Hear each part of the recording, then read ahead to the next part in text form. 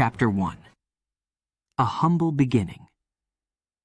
James Madison, the father of the Constitution, was born on March 16, 1751, in the quiet countryside of Virginia. He came into the world at Belle Grove, his grandmother's plantation, surrounded by the rolling hills and lush fields that would be his playground. But James was no ordinary child, and his journey would be far from ordinary. From the very beginning, James was different. He was small, often frail, and his health was delicate. While other boys ran and played in the fields, James stayed indoors, curled up with a book. He was curious about everything: the world around him, the history of mankind, and the ideas that shaped societies. He asked questions, so many questions, and when he couldn't find answers, he turned to books. James Madison was born into a wealthy family. His father, also named James, owned Montpelier, a large plantation with hundreds of acres of land and many enslaved people who worked the fields. Life at Montpelier was comfortable, but young James was not drawn to the life of a planter. Instead, his heart and mind were set on learning. Books became his closest companions, and he read everything he could find. His father noticed this passion for knowledge and made sure James had the best education available. But in those days, education was not as accessible as it is today. There were no public schools, and only the children of wealthy families could afford private tutors. James was lucky. His father hired the best tutors to teach him Latin, Greek, mathematics, and other subjects that would prepare him for the world. By the time he was 18, James was ready for more. In 1769, he left the comfort of Montpelier and traveled to the College of New Jersey, which we now know as Princeton University. The journey to Princeton was long and difficult, nearly 500 miles from Virginia. But James was determined. He wanted to learn, to grow, to understand the world in a way few others did. At Princeton, James Madison thrived. The college was small, but the education was intense. He studied history, law, government, and philosophy. He learned about ancient civilizations, the rise and fall of empires, and the ideas of great thinkers like John Locke and Montesquieu. These ideas fascinated him. They opened his mind to new possibilities, and they planted the seeds for what would later become the foundation of a new nation. But James was not just a student. He was a scholar. He completed the 4-year program in just 2 years. His professors were amazed at his intellect and dedication. But this intense period of study came at a cost: his health. James pushed himself so hard that he became ill, suffering from stress and exhaustion. Yet, even in his weakened state, he never stopped learning. After graduating from Princeton, James returned to Montpelier. He was now a young man, full of knowledge and ideas, but unsure of what to do next.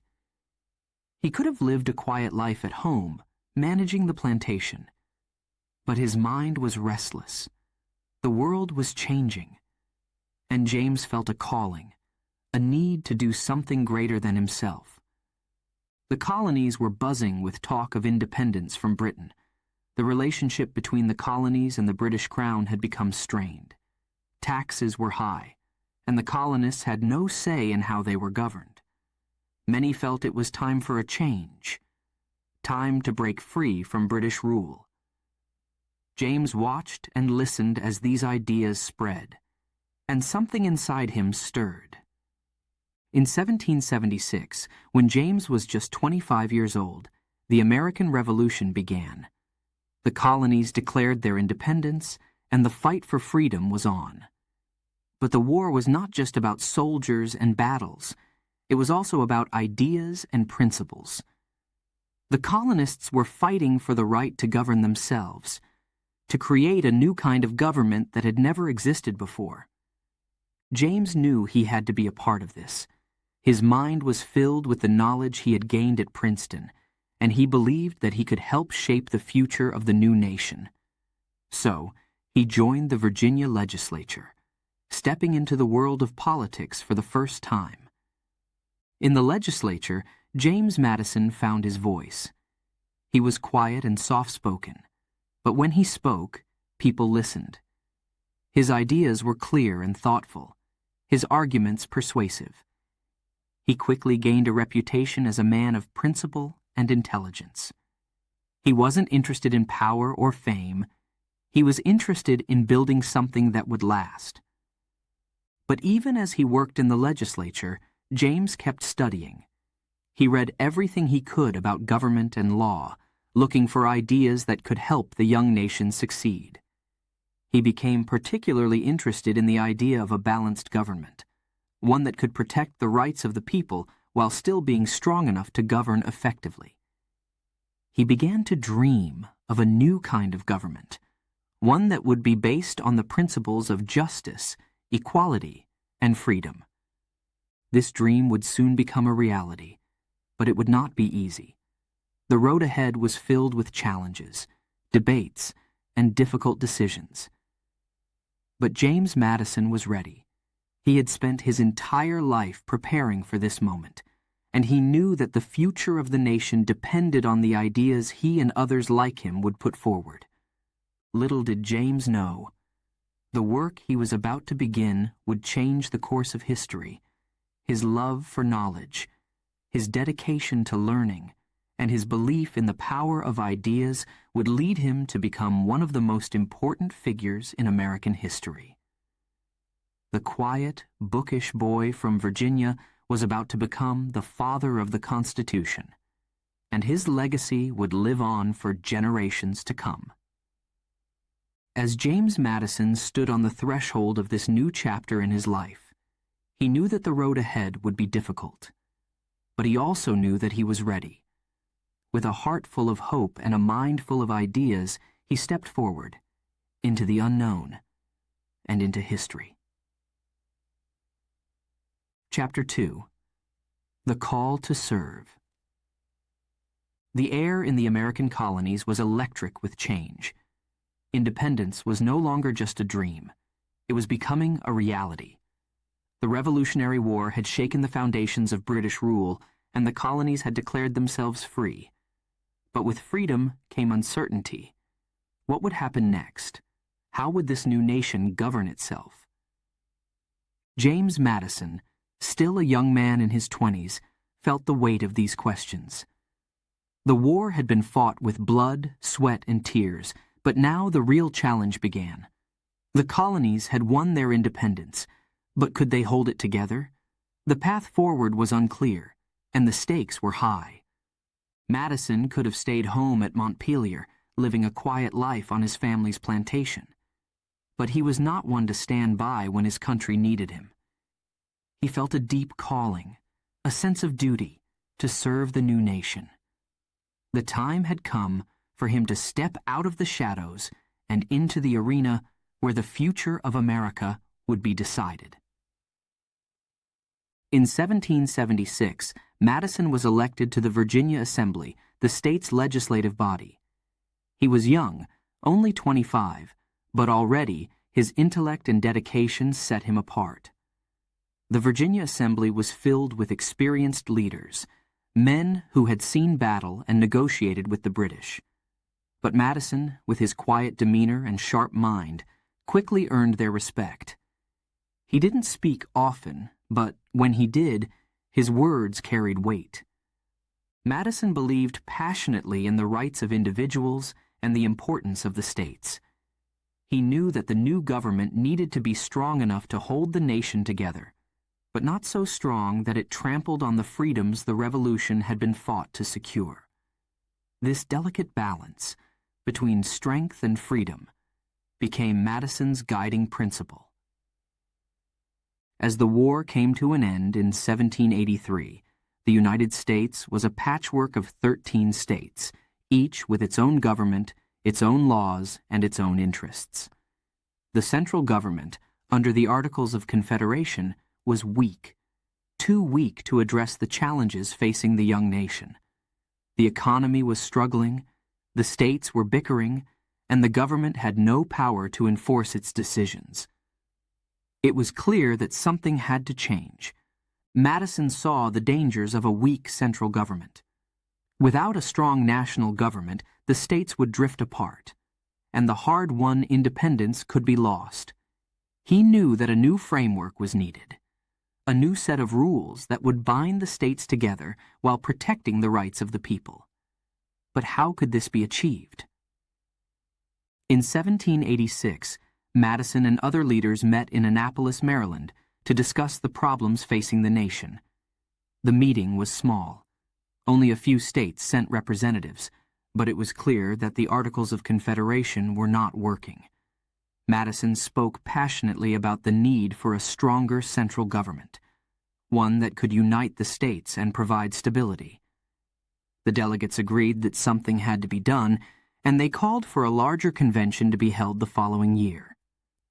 That convention, the Constitutional Convention of 1787, would become one of the most important events in American history.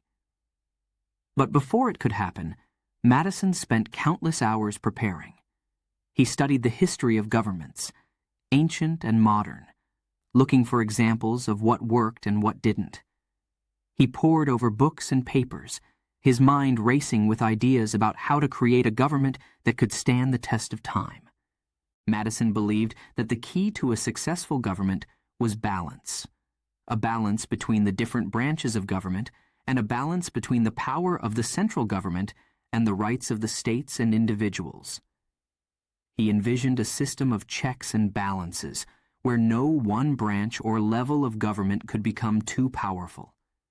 This would protect the people from tyranny and ensure that their freedoms would be preserved. The challenge was immense: how to design a government that was strong but not oppressive, fair but not weak, innovative but grounded in the principles of justice and liberty. Madison knew that the fate of the nation rested on the decisions that would be made at the convention, and he was determined to play a leading role. As the date of the convention approached, Madison reached out to other leaders, including George Washington, who had become a national hero after the war. He knew that Washington's support would be crucial. Madison's efforts paid off. And when the convention convened in Philadelphia in May 1787, Washington was elected as its president. But Madison was the one who came prepared with a plan, a vision for the new government. He had spent months drafting a proposal that would become known as the Virginia Plan. This plan called for a strong national government with 3 branches: legislative, executive, and judicial. It proposed a system of representation that would be based on the population of each state, giving more power to the larger states, but also ensuring that the government would be truly representative of the people. The debates at the convention were intense. There were disagreements, arguments, and compromises. Some delegates feared that Madison's plan gave too much power to the national government. Others worried that the rights of the smaller states would be overlooked. But Madison stood firm, arguing that a strong central government was necessary to preserve the Union and protect the liberties of the people. As the summer of 1787 wore on, the delegates hammered out the details of what would become the United States Constitution. Madison was at the center of these discussions, offering ideas, proposing compromises, and working tirelessly to craft a document that would stand the test of time. His dedication to the cause was unwavering, his belief in the principles of freedom and justice unshakable. When the convention finally ended in September, the delegates emerged with a new constitution, a framework for a government that balanced power between the states and the national government, that protected the rights of individuals while ensuring that the nation would be strong and united. It was a monumental achievement, but Madison knew that the work was far from over. The Constitution still needed to be ratified by the states, and there were many who opposed it. They feared that the new government would be too powerful, that it would infringe on the rights of the people. Madison, once again, felt the call to serve. He knew that the success of the new nation depended on the Constitution being accepted by the people. And so, he took up his pen and, along with Alexander Hamilton and John Jay, began writing a series of essays known as the Federalist Papers. These essays explained and defended the Constitution, arguing that it was the best way to protect the liberties that had been fought for during the Revolution. Madison's words were clear, persuasive, and filled with a passion for the principles that he held dear. Chapter 3. The Constitutional Convention. In the hot summer of 1787, the streets of Philadelphia were bustling with excitement and anticipation. The war for independence had been won, but now came an even greater challenge: building a nation that could stand the test of time. Leaders from across the 13 states had been called together for a grand meeting, the Constitutional Convention. The stakes were high, and the eyes of the world were upon them. The meeting took place in the Pennsylvania State House, known today as Independence Hall. The room was filled with some of the most brilliant minds of the time, men who had fought for freedom and now sought to shape the future of their young country. Among them were familiar names like George Washington, Benjamin Franklin, and Alexander Hamilton. But there was one figure who, though less well known at the time, would play a pivotal role: James Madison. James Madison was not a tall man. He was quiet, even reserved. But what he lacked in physical presence, he more than made up for with his intellect and determination. Madison had spent months preparing for this moment, reading, studying, and thinking deeply about the kind of government that could unite the states while preserving their freedom. He arrived in Philadelphia with a plan, a vision that would become the backbone of the United States Constitution. As the delegates gathered, the mood was tense. The Articles of Confederation, the country's first attempt at a national government, had proven to be weak. The states were often at odds with one another, and the central government had little power to resolve conflicts or manage the nation's affairs. It was clear that change was needed. But what kind of change? That was the question on everyone's mind. Madison believed that the solution lay in creating a stronger national government, but not too strong. He understood that the states would be wary of giving up too much power. After all, they had just fought a long and bloody war to free themselves from the control of a distant government. Madison's challenge was to find a balance, a way to create a government that was powerful enough to keep the states united, but not so powerful that it threatened their independence. On May 25, 1787, the convention officially began. George Washington, who had become a national hero as the commander of the Continental Army, was unanimously elected to preside over the meetings. But behind the scenes, it was Madison who would steer the course of the discussions.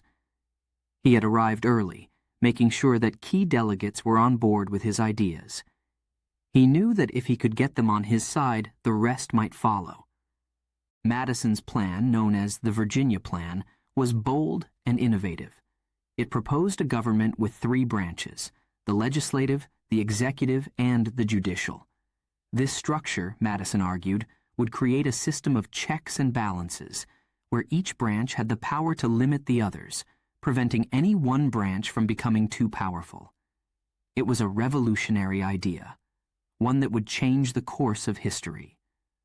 The Virginia Plan also called for a legislature with 2 houses: a House of Representatives, where representation would be based on the population of each state, and a Senate, where each state would have equal representation. This was a compromise, a way to balance the interests of both large and small states. Madison believed that this structure would ensure that all voices were heard, while still allowing the government to act decisively when needed. The debates in the convention were fierce. Delegates from different states had different interests, and there were many who feared that Madison's plan would give too much power to the central government. Some wanted to keep the Articles of Confederation and simply make a few changes. Others had their own ideas for how the government should be structured. But Madison was relentless. He argued passionately for his vision, using logic, history, and a deep understanding of human nature to make his case. One of the most contentious issues was the question of representation. The larger states wanted representation based on population, while the smaller states feared that they would be overshadowed. The debate grew so heated that at one point it seemed the convention might collapse altogether. But Madison, with his calm and steady demeanor, worked behind the scenes to find a compromise. The solution was the Great Compromise, a plan that combined elements of both the Virginia Plan and a rival proposal, the New Jersey Plan. Under this compromise, the House of Representatives would be based on population, giving more power to the larger states, while the Senate would give equal representation to each state, regardless of size. It was not a perfect solution, but it was enough to keep the convention moving forward. Madison's vision of checks and balances extended beyond just the structure of the government. He also believed that power should be divided between the national government and the states. This idea of federalism, the sharing of power between different levels of government, was another key element of the Constitution. Madison knew that by dividing power in this way, the government would be less likely to abuse its authority. As the summer wore on, the delegates continued to debate, negotiate, and refine the details of the Constitution. Madison was involved in nearly every aspect of the discussions. His influence was everywhere. He was tireless, often working late into the night, drafting proposals, writing speeches, and corresponding with other delegates. His commitment to the cause was absolute. He knew that the future of the nation depended on the success of the convention. Finally, after 4 long months of debate, the delegates reached an agreement. On September 17, 1787, the Constitution was signed by 39 of the 55 delegates who had attended the convention. It was a momentous occasion, the birth of a new government, unlike anything the world had ever seen. But the work was far from over. The Constitution still had to be ratified by the states, and there were many who opposed it. Madison knew that the success of the Constitution depended on convincing the people that it was the best way to secure their freedom and prosperity. He, along with Alexander Hamilton and John Jay, began writing a series of essays that would become known as the Federalist Papers. These essays explained the principles behind the Constitution and argued for its adoption. Madison's contributions were particularly powerful.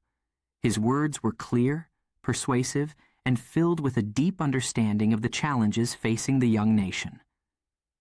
The Federalist Papers played a crucial role in securing the ratification of the Constitution. One by one, the states approved the new government, and in 1789, the United States of America was born. James Madison had played a central role in creating the framework for this new government, a framework that continues to guide the nation to this day. As the final gavel fell on the Constitutional Convention, Madison must have felt a deep sense of accomplishment. He had helped to craft a government that balanced power, protected individual rights, and provided a structure for the new nation to grow and thrive. But he knew that this was just the beginning. The Constitution was a living document, one that would need to be interpreted, defended, and at times amended. And Madison was ready to continue his service to the country he had helped to create. The Constitutional Convention was the culmination of years of thought, study, and hard work for James Madison.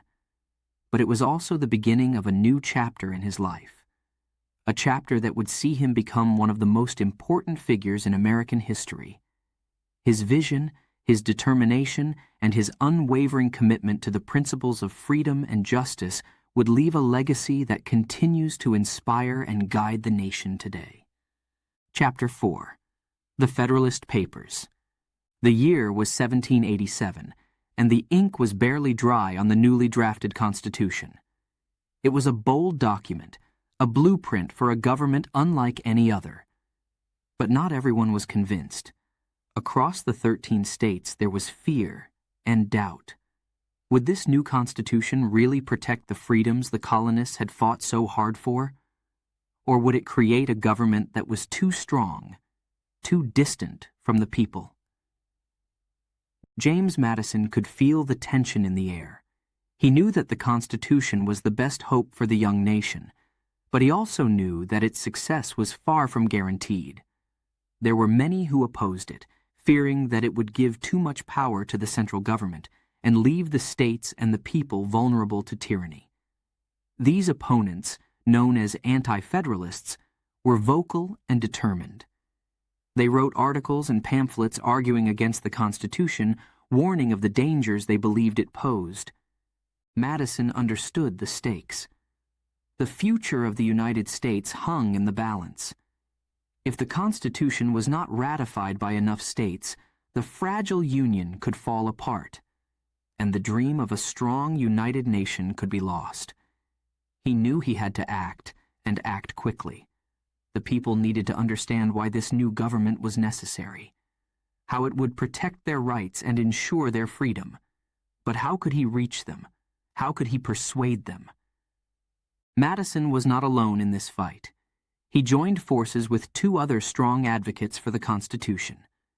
Alexander Hamilton, a brilliant and ambitious statesman from New York, and John Jay, a respected diplomat and former president of the Continental Congress. Together, they embarked on a mission to defend the Constitution and win the support of the people. Their weapon of choice? The power of the written word. And so, the three men began writing a series of essays that would come to be known as the Federalist Papers. These essays were published in newspapers across the states, particularly in New York, where the debate over the Constitution was especially fierce. The essays were written under the pseudonym Publius, a name that evoked the spirit of the Roman Republic, a nod to the ideals of freedom and republican government that the Constitution was meant to uphold. Each essay was carefully crafted to address the fears and concerns of the anti-federalists. Madison, Hamilton, and Jay took turns writing, each bringing their own expertise and perspective to the task. Madison, with his deep understanding of political theory and history, focused on explaining the need for a strong central government, one that could unite the states, protect the nation, and ensure justice for all. Madison's essays were powerful, persuasive, and filled with hope. He explained that the Constitution was designed with care, that it created a government with limited powers, carefully divided among three branches: the legislative, the executive, and the judicial. This system of checks and balances, he argued, would prevent any one branch from becoming too powerful and would protect the people's rights.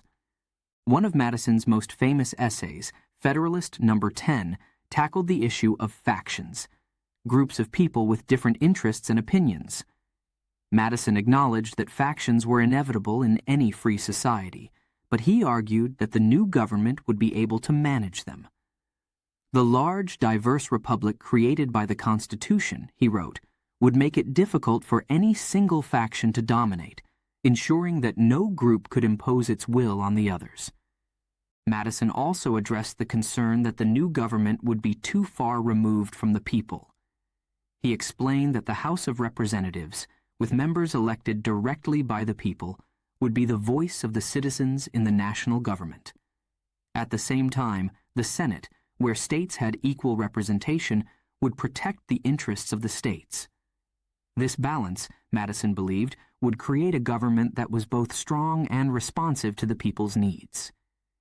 As the essays continued to be published, they began to have an impact. People read them, discussed them, and started to see the Constitution in a new light. The Federalist Papers were not just arguments. They were a vision of what the United States could be. They spoke of a nation that was united, just, and free. They offered hope that the struggles and sacrifices of the Revolution would not be in vain, that the new government would protect the liberties that had been so hard won. The Federalist Papers were more than just a defense of the Constitution. They were a masterclass in political philosophy. Madison, Hamilton, and Jay drew on their deep knowledge of history, law, and government to make their case. They referenced ancient republics, modern states, and the works of philosophers like Montesquieu and Locke, but they also wrote in a way that was accessible, clear, and compelling. They spoke to the concerns of ordinary people, to their hopes and fears, and they did so in a language that was both eloquent and easy to understand. The essays were widely read and discussed, not just in New York, but across the country. They were reprinted in other newspapers, and even published in book form. Slowly but surely, they began to change minds. People who had been on the fence began to see the wisdom in the Constitution, to understand that it was not a threat to their freedom, but a safeguard of it. The tide was turning, but the battle was not yet won. The ratification of the Constitution required the approval of 9 of the 13 states. As the debates raged on in state conventions, Madison and his allies continued their efforts. They wrote letters, gave speeches, and used every tool at their disposal to persuade the delegates to vote in favor of the Constitution. In June 1788, the crucial moment came. New York and Virginia, 2 of the most important states, held their ratifying conventions. In Virginia, Madison faced off against some of the most vocal anti-federalists, including Patrick Henry, who famously declared, "Give me liberty or give me death." But Madison's calm, reasoned arguments won the day, and Virginia voted to ratify the Constitution. In New York, the battle was just as intense, but Hamilton's relentless campaigning, combined with the influence of the Federalist Papers, swayed enough delegates to secure a narrow victory. New York ratified the Constitution, and with that, the United States had its foundation. The Constitution was now the law of the land, and James Madison had played a key role in making it a reality. The Federalist Papers would go down in history as one of the most important works of political writing ever produced. Madison's words, filled with wisdom, passion, and vision, had helped to shape a nation. But Madison's work was not done. The Constitution was a living document, one that would need to be interpreted, defended, and at times amended. Madison would continue to serve his country as a congressman, as a Secretary of State, and eventually as president. He would help to guide the nation through its early years, to ensure that the principles enshrined in the Constitution would be upheld. The Federalist Papers were a turning point, a moment when the future of the United States hung in the balance. Thanks to Madison, Hamilton, and Jay, the Constitution was ratified, and the new nation took its place in the world. Their words continue to inspire and guide us today, a reminder of the power of ideas and the importance of standing up for what we believe in. Chapter 5, The Bill of Rights. The Constitution had been ratified. The foundation of a new government was in place.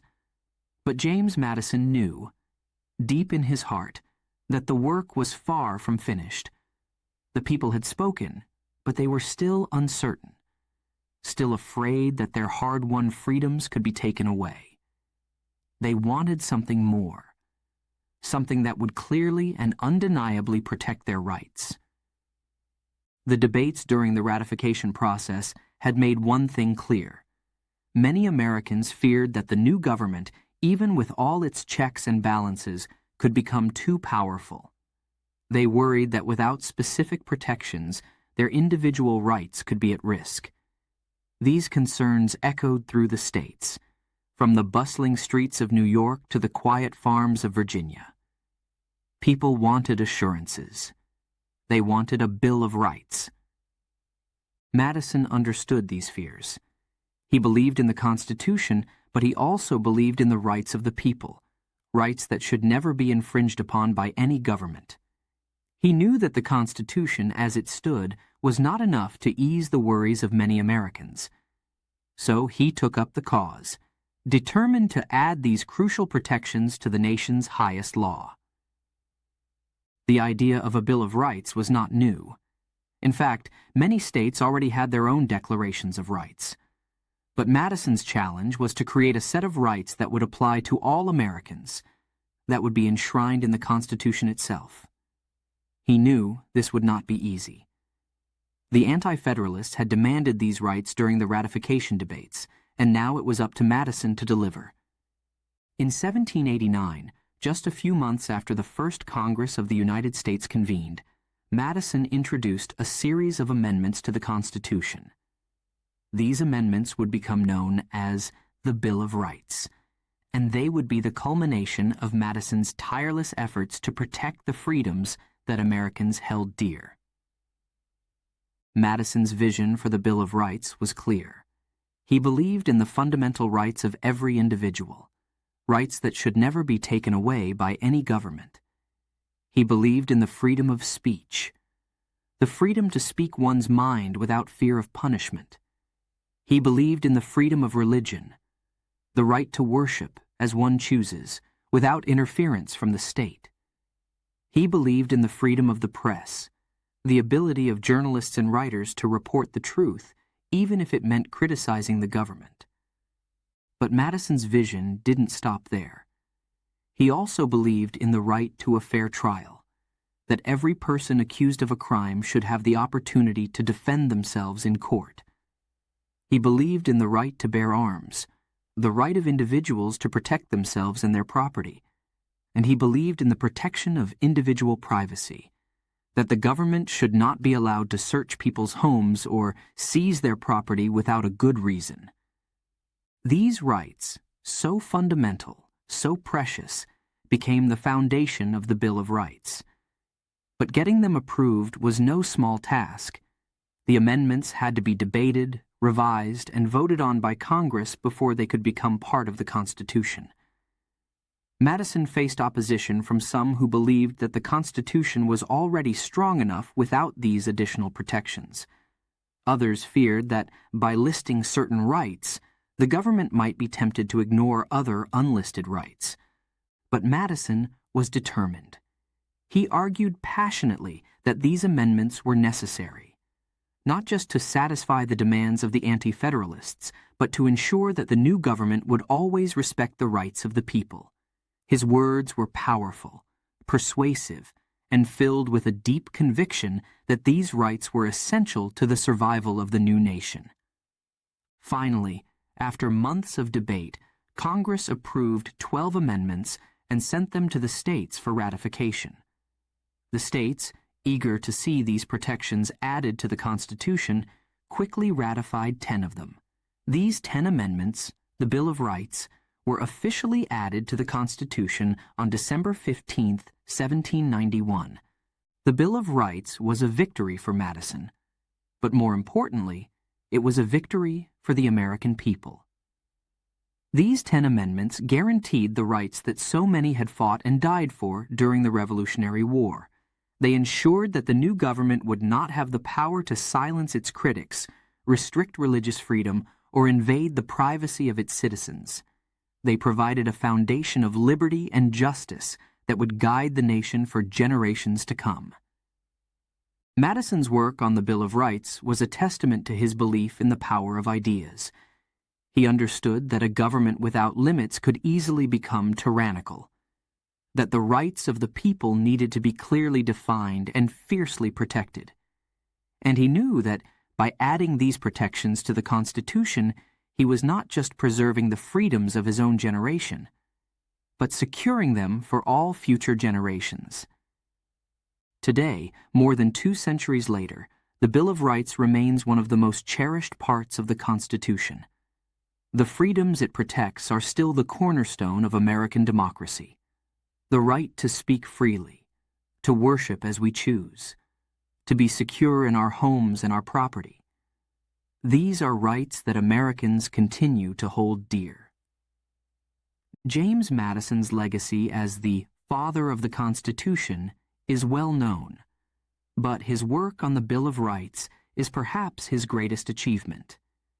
He took the fears and concerns of the people and transformed them into a powerful set of protections. Protections that continue to define what it means to be free. As we reflect on the Bill of Rights, we remember Madison's dedication to the cause of liberty. His work reminds us that freedom is not something that can be taken for granted.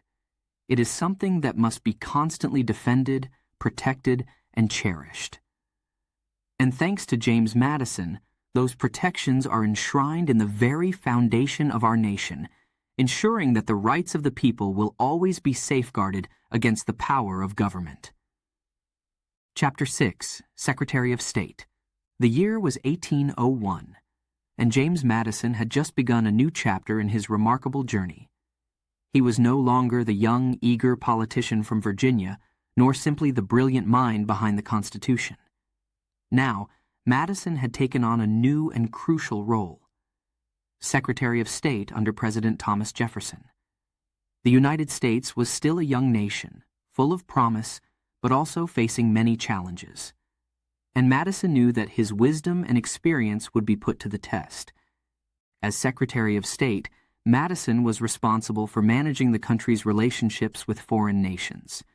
This was no easy task. The world was a complex and dangerous place, with powerful countries like Britain and France constantly vying for control and influence. The United States, with its fragile new government, had to be careful, cautious, and yet firm in protecting its interests. Madison worked closely with President Jefferson, who was not only his political ally but also his close friend. Together, they shared a vision for the United States, a vision of a country that was strong, independent, and free from the entanglements of European politics. But achieving this vision required skillful diplomacy and careful decision-making. One of Madison's biggest challenges came in 1803, with an opportunity that would change the course of American history: the Louisiana Purchase. At that time, the vast territory of Louisiana was controlled by France. It stretched from the Mississippi River to the Rocky Mountains, covering what would become 15 U.S. states. Control of this land was vital to the United States, especially the port of New Orleans, which was crucial for trade. But the situation was complicated. France, under the leadership of Napoleon Bonaparte, was one of the most powerful nations in the world. And Napoleon had grand plans. He wanted to build an empire in the Americas. This was a threat to the United States, and Madison knew that something had to be done. Madison and Jefferson decided to act. They sent American diplomats to France with a bold proposal to purchase New Orleans and as much land as possible around it. They were prepared to pay up to $10 million for this crucial territory. It was a risky move, and there was no guarantee that Napoleon would agree. But then, something unexpected happened. Napoleon, facing difficulties in Europe and in need of money to fund his wars, offered to sell not just New Orleans, but the entire Louisiana territory. The price? $15 million. It was a deal too good to pass up. And Madison knew that this was a once-in-a-lifetime opportunity. The Louisiana Purchase was one of the largest land deals in history, and it doubled the size of the United States overnight. The country now stretched from the Atlantic Ocean to the Rocky Mountains, and its future seemed boundless. Madison had played a key role in this monumental achievement, but he also knew that with great opportunity came great responsibility. The new territory was vast and largely unexplored. Madison and Jefferson understood that they needed to learn more about this land, its geography, its people, its resources. To do this, they organized the famous Lewis and Clark expedition. This journey would take explorers Meriwether Lewis and William Clark from the Missouri River to the Pacific Ocean, mapping the land, making contact with Native American tribes, and gathering valuable information that would help the United States understand its new territory. But the Louisiana Purchase also brought new challenges. The expansion of the United States raised questions about the country's future, especially the issue of slavery. As new states were formed from the Louisiana Territory, the nation would have to grapple with whether these states would allow slavery or not. Madison, like many of his contemporaries, struggled with this issue. He was a man of his time, a slave owner who understood the contradictions between the ideals of freedom and the reality of slavery. The decisions made during this period would sow the seeds of conflict that would later erupt into the Civil War. Madison's time as Secretary of State was not just about expanding the nation's borders. He also had to deal with the ongoing tensions between the United States and European powers. Both Britain and France were at war with each other, and they sought to drag the United States into their conflict. American ships were being seized on the high seas, and American sailors were being forced into service by the British Navy. This practice, known as impressment, angered Americans and strained relations with Britain to the breaking point. Madison and Jefferson were determined to keep the United States out of the European wars. They believed in a policy of neutrality, of avoiding entangling alliances that could draw the young nation into foreign conflicts. But maintaining this neutrality was difficult. Madison had to navigate a delicate balance, standing up for American rights while avoiding a full-scale war with Britain or France. One of Madison's strategies was the Embargo Act of 1807. This law prohibited American ships from trading with foreign ports in an effort to pressure Britain and France to respect American neutrality. But the embargo had unintended consequences. It hurt the American economy, especially in the New England states where shipping was a major industry. The embargo was deeply unpopular, and it showed Madison how difficult it was to protect American interests without resorting to war. Despite these challenges, Madison remained steadfast in his commitment to the principles of peace and diplomacy. He worked tirelessly to find solutions that would protect the United States while avoiding the horrors of war. His efforts as Secretary of State laid the groundwork for the country's future, setting the stage for its continued growth and development. By the time Madison left the position of Secretary of State in 1809, he had helped to guide the United States through some of the most challenging and transformative years in its history. He had overseen the expansion of the nation's territory, managed complex and delicate relationships with foreign powers, and worked to protect the young republic's independence and sovereignty. James Madison's tenure as Secretary of State was a testament to his skill as a statesman, his ability to navigate the complexities of international relations, and his unwavering dedication to the ideals of the American Revolution. He understood that the United States was a nation with a unique destiny, a nation that had the potential to become a beacon of freedom and democracy in the world.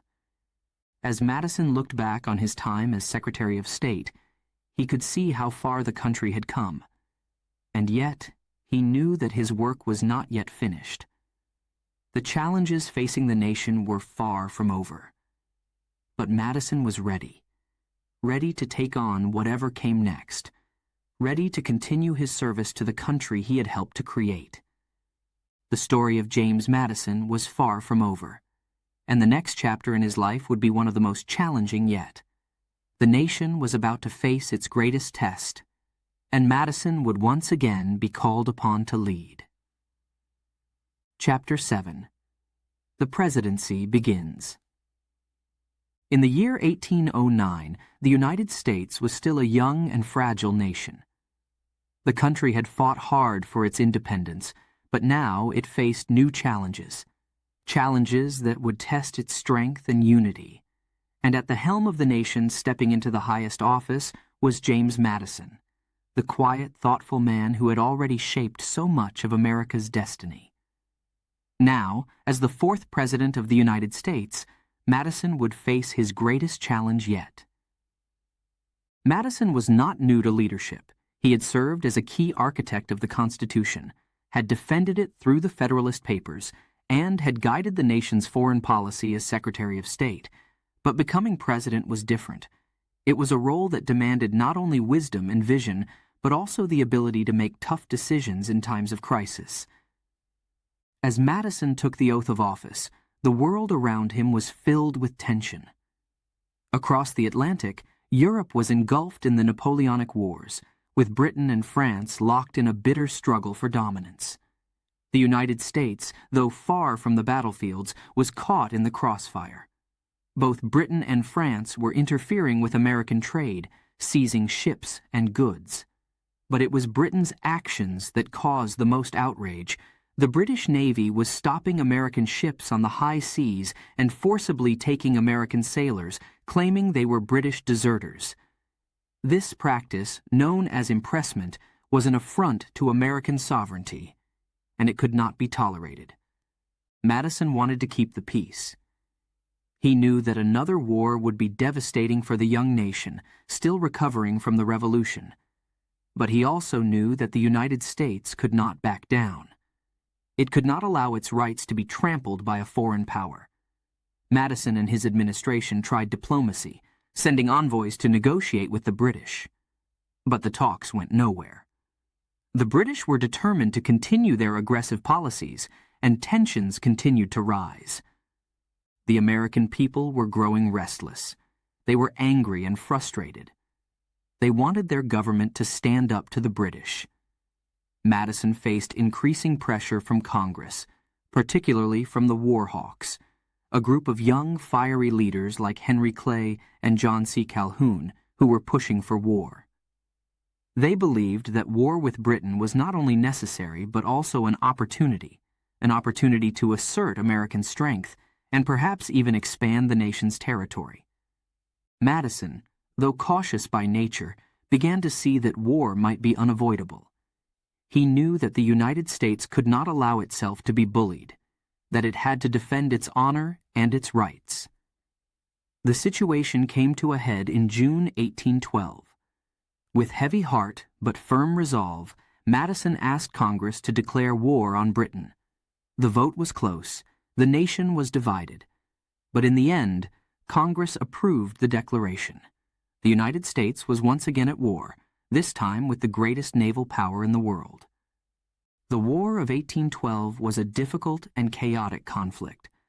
The United States was not fully prepared for war. Its army was small, and its navy was no match for the British fleet. The war brought hardship and suffering to many, particularly those living on the front lines. British forces attacked American ports and even captured Washington, D.C., setting fire to the White House and the Capitol. It was a dark moment for the nation, and for Madison, who was forced to flee the capital as the flames engulfed it. But Madison did not give up. He believed in the cause. He believed that the United States was fighting not just for its rights, but for its very existence as a free and independent nation. Throughout the war, Madison remained calm and determined, working tirelessly to keep the country united and to support the war effort. There were moments of triumph as well. The American Navy, though smaller, managed to win some significant victories against the British at sea. And on land, American forces successfully defended key territories including New Orleans, where General Andrew Jackson's victory became legendary. The war also gave rise to a sense of national pride and identity, a belief that the United States could stand on its own and defend its place in the world. By 1814, both sides were weary of the conflict. Peace negotiations began, and on December 24, 1814, the Treaty of Ghent was signed, ending the war. The treaty essentially restored relations between the United States and Britain to what they had been before the war. There were no major territorial changes, and the issue of impressment was left unresolved. But for Madison and the American people, the war was seen as a victory, a proof that the United States could stand up to a great power and survive. The War of 1812 had tested Madison in ways he could never have imagined. It had been a time of great difficulty and uncertainty, but it had also been a time of growth and strength for the nation. Under Madison's leadership, the United States had faced its challenges and emerged stronger, more confident, and more united. As the war ended and peace returned, Madison could look back on his presidency with a sense of accomplishment. He had not sought war, but he had faced it with courage and determination. He had upheld the principles of the nation he had helped to create, and he had ensured that those principles would continue to guide the United States into the future. The end of the war marked the beginning of a new era for the United States, an era of growth, expansion, and optimism. The nation was moving forward, and though his presidency was nearing its end, Madison's influence would continue to be felt for years to come. As James Madison prepared to leave office in 1817, he could take pride in what he had achieved. He had faced the greatest challenges of his career with wisdom and grace, and he had helped to steer the United States through some of its most perilous times. The quiet, thoughtful man from Virginia had proven himself to be a leader of great strength and vision, a true patriot who had dedicated his life to the service of his country. The story of James Madison's presidency is one of resilience, courage, and unwavering commitment to the ideals of the American Revolution. It is a story of a leader who, despite the difficulties and dangers he faced, never lost sight of his duty to the nation he loved. And it is a story that continues to inspire and guide us today. A reminder of the power of leadership, the importance of standing firm in the face of adversity, and the enduring strength of the American spirit.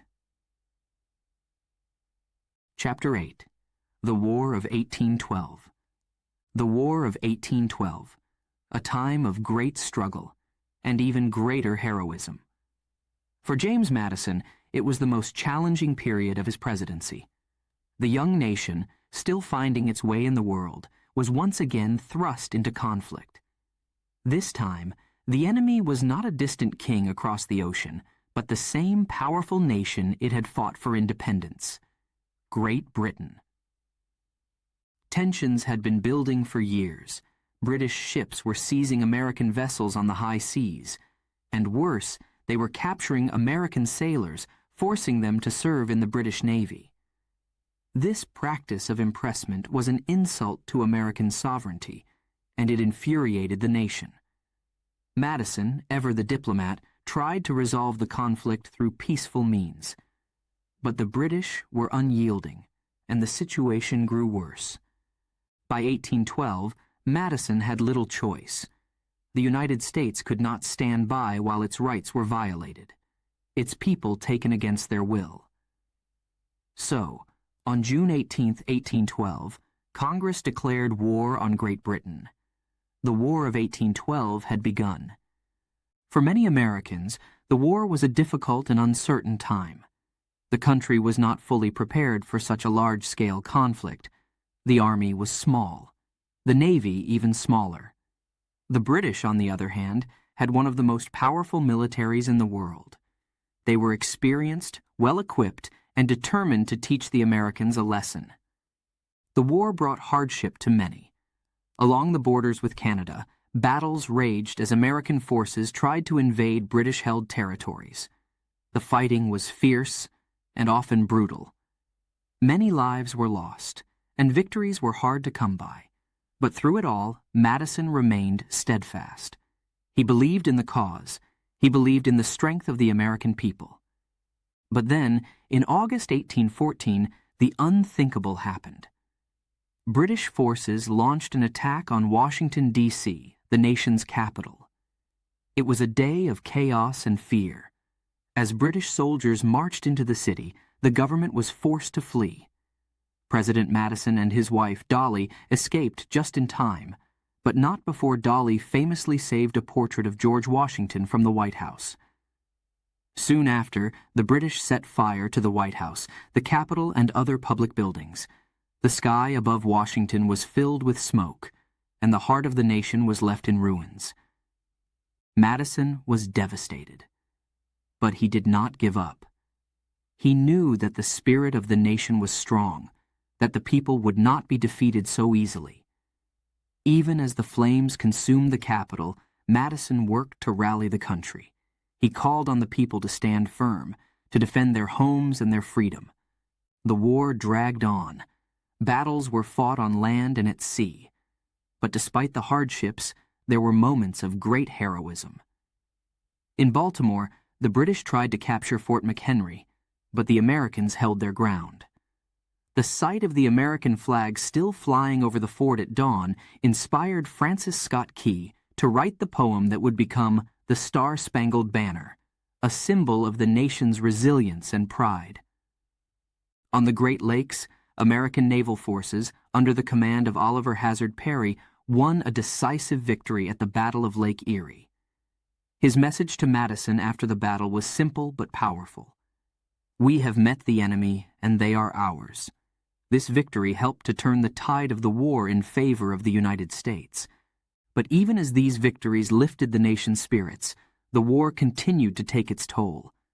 The economy suffered, trade was disrupted, and many lives were lost. The country was weary, longing for peace. Finally, in December 1814, peace talks began in the Belgian city of Ghent. Madison sent a team of diplomats to negotiate an end to the war. The talks were long and difficult, but by Christmas Eve, an agreement was reached. The Treaty of Ghent was signed, officially ending the War of 1812. The treaty was a relief to both nations. It essentially restored relations between the United States and Britain to what they had been before the war. There were no major territorial changes, and the issues that had caused the war, like impressment, were not directly addressed. But for Madison and the American people, the treaty was a victory. The United States had survived the war and had proven that it could stand up to a great power. News of the treaty took weeks to reach the United States. In the meantime, one final battle was fought, the Battle of New Orleans. Unaware that peace had been declared, British forces launched an attack on the city in January 1815. General Andrew Jackson, commanding a diverse army of soldiers, free African Americans, Native Americans, and pirates, successfully defended the city in a stunning victory. The battle made Jackson a national hero and added to the sense that the United States had emerged from the war stronger and more united. As the dust settled and peace returned, Madison could reflect on the war's impact. The War of 1812 had been a severe test of his leadership and of the nation's endurance. But it had also brought the country together in a new way. Americans felt a renewed sense of pride and identity, a belief that their young nation could survive and thrive in a world of powerful empires. Madison's leadership during the war had been marked by resilience, determination, and an unwavering commitment to the principles of liberty and independence. He had faced the darkest days of his presidency with courage and had guided the nation through one of its most difficult times. The War of 1812 is often called the Second War of Independence, and in many ways it was just that. It reaffirmed the United States' right to exist as a free and independent nation, and it set the stage for the country's growth and expansion in the years to come. As Madison prepared to leave the presidency in 1817, he could do so with the knowledge that he had served his country with honor. He had faced war, destruction, and uncertainty, but he had never wavered in his belief in the American spirit. The nation he had helped to build, the nation he had fought to protect, was stronger than ever, and that was his greatest legacy. Chapter 8. The War of 1812. The War of 1812, a time of great struggle and even greater heroism. It was a period that tested the young United States, and at the center of it all was James Madison. As the fourth president of the United States, Madison faced challenges that would have broken lesser men. But Madison, with his quiet determination, stood firm. The conflict began because of tensions that had been simmering for years. Great Britain, locked in a fierce struggle with Napoleonic France, was not only interfering with American trade, but also seizing American ships on the high seas. Worst of all, British ships were capturing American sailors, forcing them to serve in the British Navy. This practice, known as impressment, was a grave insult to American sovereignty, and it enraged the nation. Madison, always a man of reason, tried to resolve these issues through diplomacy. He knew that war would bring great hardship, and he sought every possible avenue for peace. But the British were relentless, refusing to respect American rights. The situation grew more dire, more intolerable, with each passing day. Finally, in June 1812, Madison made the difficult decision to ask Congress for a declaration of war. The vote was close. The nation was deeply divided. But in the end, Congress agreed. The United States was now at war with the most powerful empire in the world. The early years of the war were filled with uncertainty and fear. The United States, still a young and fragile nation, was ill-prepared for the conflict. Its army was small. Its navy, though brave, was no match for the mighty British fleet. Battles were fought on land and at sea, and while there were some victories, the war seemed to drag on endlessly. Then came the darkest moment of the war: the British invasion of Washington, D.C. In August 1814, British forces marched into the capital with little resistance. It was a scene of chaos and destruction. President Madison and his wife Dolly were forced to flee as the British soldiers set fire to the White House, the Capitol, and other government buildings. The sky over Washington was filled with smoke, and the heart of the nation was left in ashes. But even in this moment of despair, Madison did not give up. He knew that the spirit of the American people was strong, stronger than any flames that could burn their capital.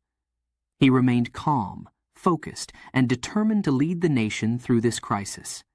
He called on the people to stand together, to defend their land, and to fight for the freedom they had won just a few decades earlier. As the war continued, there were moments of heroism that lifted the nation's spirits. One of the most inspiring was the defense of Fort McHenry in Baltimore. The British Navy bombarded the fort throughout the night, but when dawn broke, the American flag was still flying. This sight moved Francis Scott Key to write a poem that would become the Star-Spangled Banner, a symbol of hope and resilience. On the Great Lakes, the American Navy, led by Oliver Hazard Perry, won a crucial victory at the Battle of Lake Erie. Perry's message to Madison after the battle was simple but powerful: "We have met the enemy, and they are ours." This victory turned the tide in favor of the United States and boosted the morale of the American people. But the war was far from over. It continued to bring hardship and suffering. The economy was strained, trade was disrupted, and many lives were lost. Yet, through it all, Madison remained steadfast. He knew that the nation's survival depended on its ability to endure, to persevere, and to emerge stronger. Finally, in December 1814, peace talks began in the Belgian city of Ghent. Madison sent a team of skilled diplomats to negotiate an end to the war. The talks were difficult, but by Christmas Eve, an agreement was reached. The Treaty of Ghent was signed, officially ending the War of 1812. The treaty was a relief to both nations. It essentially restored relations between the United States and Britain to what they had been before the war. There were no major territorial changes, and the issues that had caused the war, like impressment, were not directly resolved. But for Madison and the American people, the treaty was a victory. The United States had survived the war and had proven that it could stand up to a great power. News of the treaty took weeks to reach the United States, and in the meantime, one final battle was fought: the Battle of New Orleans. Unaware that peace had been declared, British forces attacked the city in January 1815. General Andrew Jackson, leading a diverse army of soldiers, free African Americans, Native Americans, and even pirates, successfully defended the city in a stunning victory. The battle made Jackson a national hero and added to the sense that the United States had emerged from the war stronger and more united. As the war ended and peace returned, Madison could reflect on the impact of the War of 1812. It had been a severe test of his leadership and of the nation's endurance, but it had also brought the country together in a new way.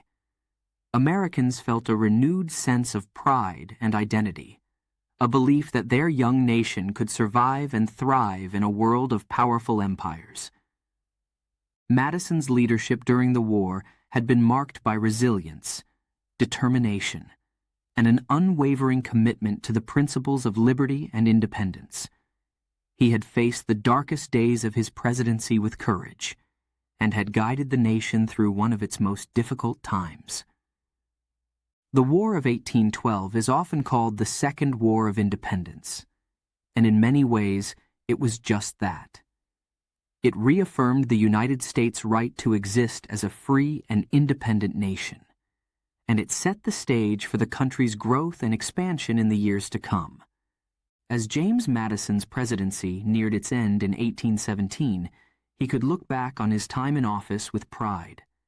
He had faced war, destruction, and uncertainty, but he had never lost sight of his duty to the nation he loved. The United States, the nation he had helped to build, had survived and was stronger than ever, and that was his greatest legacy. Chapter 9. Life After the Presidency. In 1817, after serving 2 terms as President of the United States, James Madison stepped down from the highest office in the land. He had guided the country through war and peace, through hardship and triumph. Now he returned to the place where it all began, his beloved Virginia home, Montpelier. Montpelier was a beautiful estate nestled in the rolling hills of Virginia. It was where Madison had been born, where he had grown up, and where he had always found peace. The house, surrounded by fields and forests, was a place of quiet reflection. But for Madison, retirement did not mean withdrawing from the world. His mind was as sharp as ever, and his dedication to the country he had helped to build remained strong. Madison was now an elder statesman, respected and admired by many. He had seen the nation grow from a collection of colonies into a strong, independent country. But he knew that the work of building a nation was never truly done. Even in retirement, Madison kept a close eye on the nation's growth, and he was pleased to see it flourish. But he also knew that there were challenges ahead, and that his wisdom and experience could still be of great value. Madison continued to correspond with other leaders, offering advice and sharing his insights on the issues of the day. He was particularly concerned with the future of education in America. He believed deeply in the power of knowledge, that a well-educated citizenry was essential for the health of the Republic. Madison worked tirelessly to improve schools and universities, especially in Virginia. He supported the establishment of the University of Virginia, which was founded by his close friend and fellow Virginian, Thomas Jefferson. Madison believed that higher education should be accessible to all who sought it, that it was the key to a thriving democracy. He saw education as a means of preparing future leaders, of instilling in them the values of liberty, justice, and responsibility. But there was another issue that weighed heavily on Madison's mind, one that he had struggled with throughout his life: the issue of slavery. Madison was a man of the Enlightenment, a believer in the principles of freedom and equality. Yet he was also a slave owner, a contradiction that troubled him deeply. In his later years, Madison spoke out more openly against slavery. He recognized it as a moral wrong, a stain on the nation's ideals. He hoped that slavery would gradually be abolished, that the nation would find a way to rid itself of this injustice without tearing itself apart. But Madison was also a realist. He understood the deep divisions that slavery had created, and he feared the consequences of a sudden and violent end to the institution. Madison's views on slavery were complex and at times conflicted. He supported the idea of colonization, a movement that proposed sending freed African Americans to Africa to establish their own society. He believed this could be a peaceful solution, a way to end slavery while avoiding racial conflict. However, this idea was flawed and deeply problematic, and it did not address the underlying issues of racial inequality and justice in America. Despite his struggles with the issue, Madison's legacy is marked by his efforts to balance his ideals with the realities of his time. He was a man of his era, shaped by the complexities and contradictions of the world in which he lived. Yet, he never stopped believing in the principles of freedom and justice that he had helped to enshrine in the Constitution. As he grew older, Madison remained active in public life, but he also took time to enjoy the simpler pleasures of Montpelier. He spent his days reading, writing, and walking through the gardens he loved so much. He was surrounded by family and friends, by the people who had been with him through the triumphs and trials of his long career. Madison also continued to reflect on the history he had helped to shape. He knew that the United States was still a young nation, still finding its way in the world. But he was confident that the principles of the Constitution would endure, that the nation would continue to grow and prosper. He believed that the American experiment in self-government, in democracy, would succeed, even in the face of the challenges that lay ahead. In his later years, Madison took on the role of a historian, carefully preserving the documents and letters that chronicled the founding of the nation. He wanted future generations to understand the struggles and debates that had shaped the United States, to see the Constitution not just as a document, but as the living embodiment of the American spirit. As Madison approached the end of his life, he remained optimistic about the future. He had dedicated his life to the service of his country, and he was proud of what had been achieved. The nation he had helped to build was stronger than ever, and he believed that it would continue to be a beacon of liberty and justice for the world. On June 28, 1836, James Madison passed away at Montpelier. He was 85 years old. His death marked the end of an era, the passing of one of the last of the Founding Fathers. But his legacy lived on, in the Constitution, in the Bill of Rights, and in the enduring principles of freedom and democracy that he had worked so hard to protect. Madison's life after the presidency was a time of reflection, of continued service, and of deep concern for the future of the nation.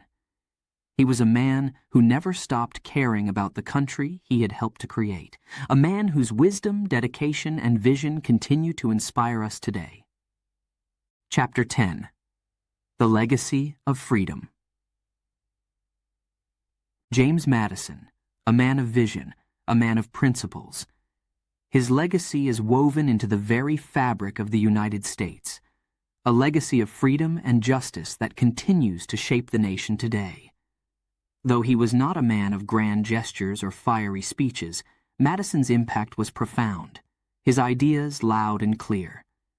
From the very beginning, Madison believed in the power of the people, in their right to govern themselves. He saw the United States as a grand experiment in democracy, a nation where the government would be by the people, for the people. But he also knew that this experiment needed a strong foundation, a set of principles that would protect the rights of individuals and prevent the government from becoming too powerful. Madison's work on the Constitution was his greatest achievement. He played a central role in the drafting of this historic document, the blueprint for a new government. He understood that the key to a successful democracy was balance, a balance of power between the different branches of government and a balance between the rights of the states and the authority of the federal government. This idea of checks and balances, where no one branch or level of government could become too powerful, was one of Madison's most important contributions. But Madison's vision didn't stop with the Constitution. He knew that a government must not only be strong, but also just. This belief led him to champion the Bill of Rights, the first 10 amendments to the Constitution. These amendments, which protect fundamental freedoms like speech, religion, and the press, are a testament to Madison's deep commitment to individual rights. He believed that these rights were essential to the survival of the Republic, that without them, the government would lose its legitimacy and the people their freedom. Madison was a quiet man, thoughtful and deliberate in his actions. He was not one to seek the spotlight, but his influence was felt in every corner of the new nation. He believed that education was the key to a successful democracy, that an informed and educated citizenry was essential for the health of the Republic. He worked to improve schools and universities, believing that the future of the nation depended on the education of its people. As a president, Madison faced some of the most challenging moments in American history, including the War of 1812. Despite the difficulties, he remained steadfast in his commitment to the principles of democracy and freedom. His leadership during the war, marked by resilience and determination, helped the nation emerge stronger and more united. But Madison's legacy is not just about the documents he helped to create or the wars he helped to win. It's about the ideals he stood for, the belief that freedom is a right that belongs to every individual, that justice must be upheld at all costs, and that the government must serve the people, not the other way around. Throughout his life, Madison was driven by a sense of duty, a commitment to the idea that the United States was more than just a collection of states. It was a nation built on the principles of democracy, freedom, and justice. He believed that these principles were worth fighting for, worth protecting, and worth passing on to future generations. Madison's influence can still be felt today. The Constitution and the Bill of Rights continue to serve as the foundation of American democracy. The system of checks and balances he helped to create ensures that no one branch of government can dominate the others, protecting the freedoms and rights of the people. His belief in the importance of education continues to inspire efforts to improve schools and ensure that every citizen has the opportunity to learn and grow. Madison's legacy is also a reminder of the power of ideas. He was a man who believed that ideas could change the world, and he was right. His ideas about government, freedom, and justice have shaped the United States for more than 2 centuries, and they continue to guide the nation today. As we look back on the life of James Madison, we see a man who dedicated his life to the service of his country, who believed in the power of the people, and who worked tirelessly to build a nation that would stand the test of time. His contributions to American history are immeasurable, and his legacy of freedom and justice is one that will endure for generations to come. Madison's story is one of quiet strength, of unwavering commitment, and of a belief in the power of ideas to shape the world. He was a man who understood that the work of building a nation is never finished, that it requires constant vigilance and dedication, and through his life's work, he has left a lasting legacy that continues to inspire and guide us today. Chapter 11. A Farewell to the Father of the Constitution. On a quiet summer day, June 28, 1836, the nation lost one of its most remarkable figures. James Madison, the father of the Constitution, passed away at his beloved Montpelier. He was 85 years old. News of his death spread quickly, and the country mourned deeply. The man who had played such a crucial role in shaping the United States was gone, but his legacy would live on. Montpelier, nestled in the gentle hills of Virginia, had always been Madison's refuge. It was where he had grown up, where he had returned after his years of public service, and where he spent his final days surrounded by the beauty of nature and the memories of a life well lived. Madison had seen so much in his lifetime: the birth of a nation, the struggles of war, the crafting of a new government. And through it all, he had remained dedicated to the ideals of freedom, equality, and justice.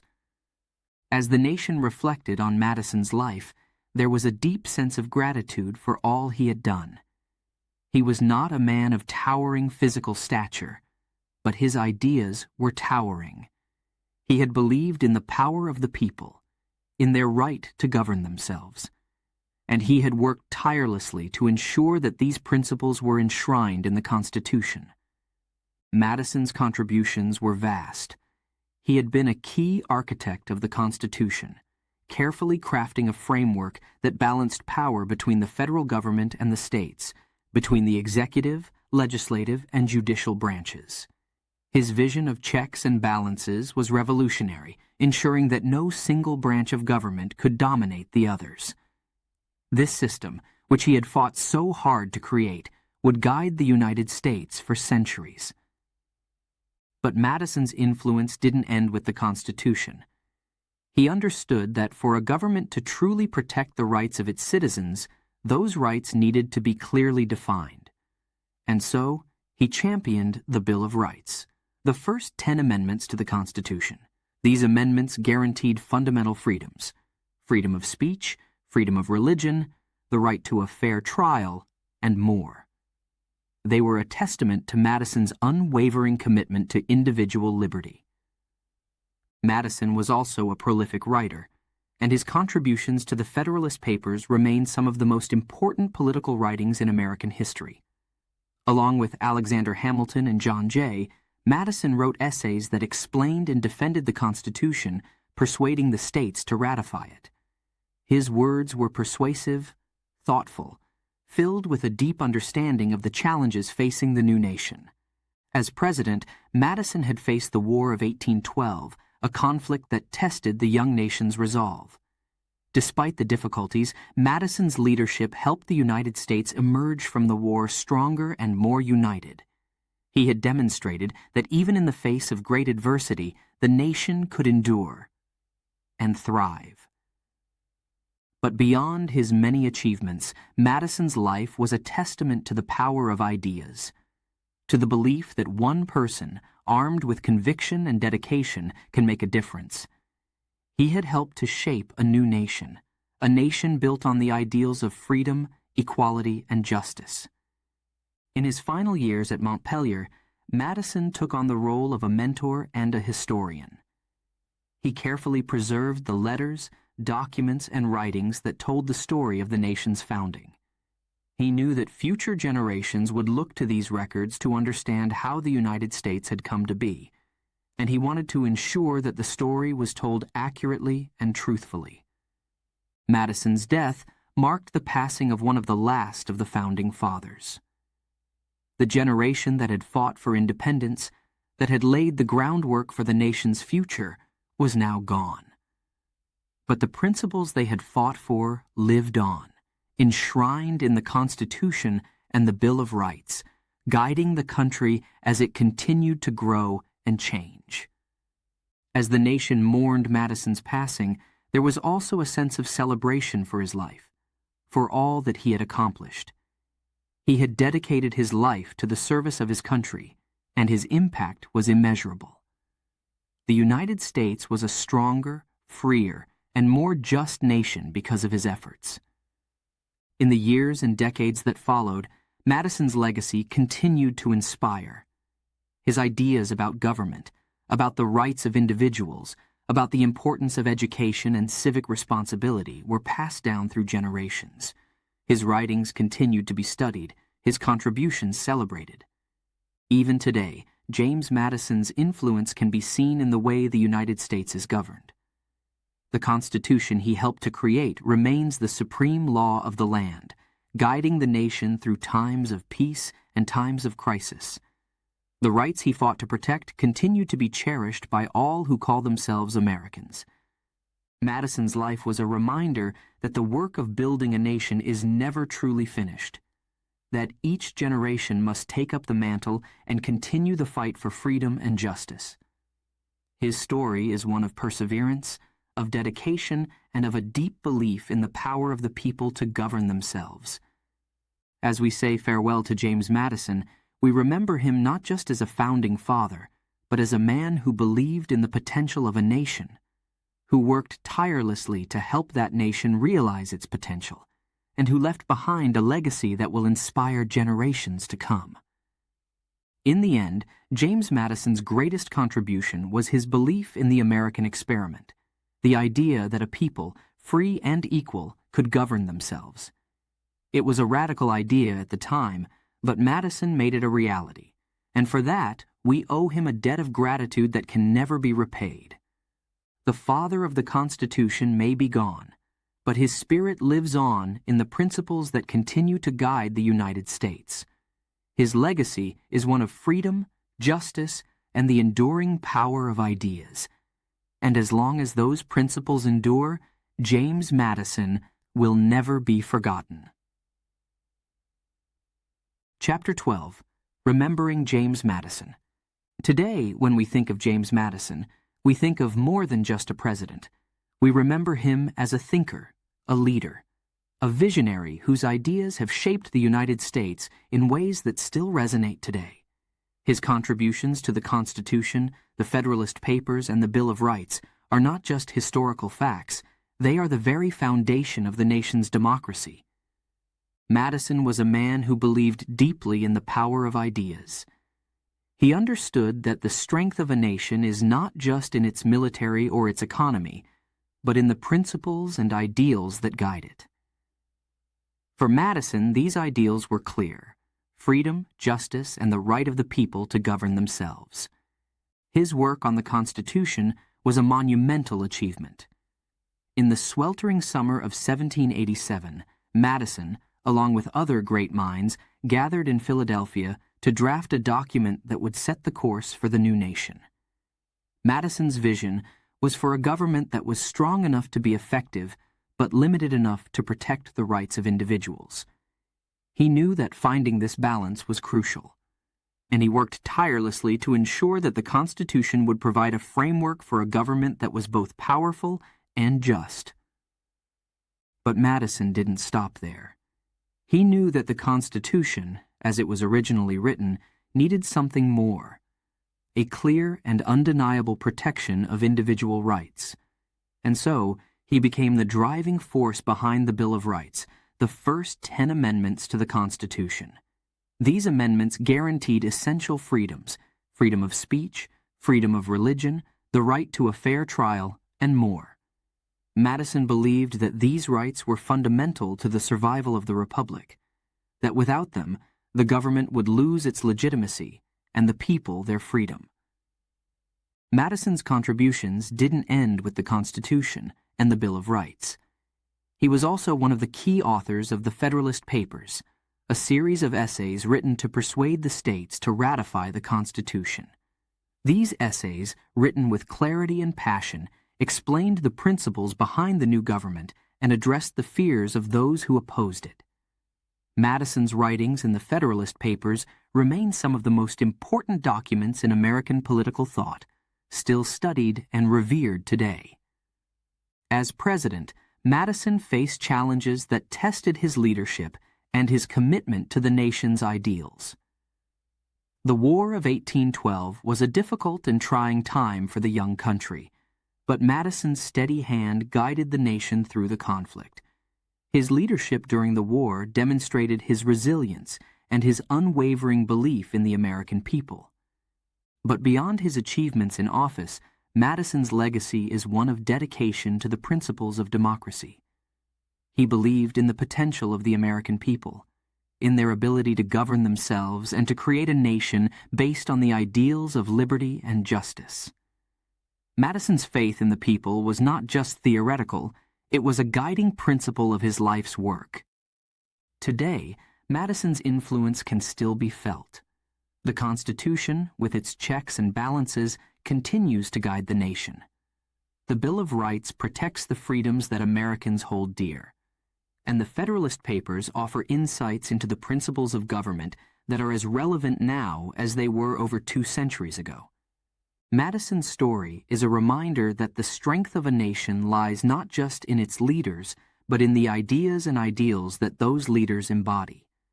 It is a reminder that democracy is not just a system of government, but a commitment to the principles of freedom and justice for all.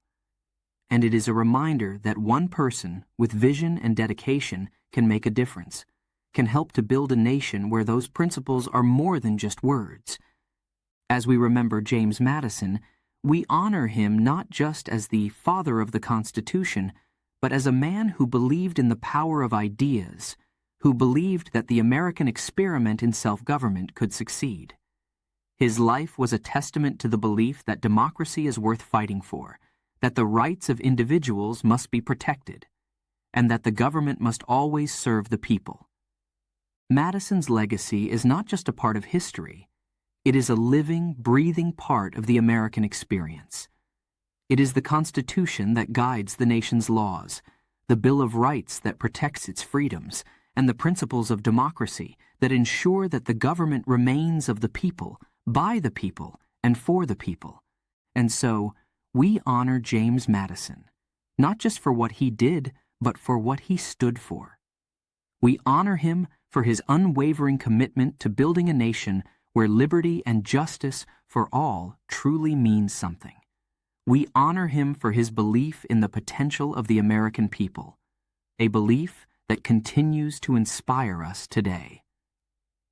In remembering James Madison, we are reminded that the work of building a nation is never finished, that each generation must take up the mantle and continue the fight for freedom and justice. Madison's life and legacy are a call to action, a call to remain vigilant in the defense of the principles that he held dear. As we look to the future, we can take comfort in the knowledge that Madison's vision for America, his belief in the power of the people, in the importance of education, and in the enduring strength of democracy, remains as relevant and vital today as it was when he first set pen to paper. His story is our story, and it will continue to be told for generations to come.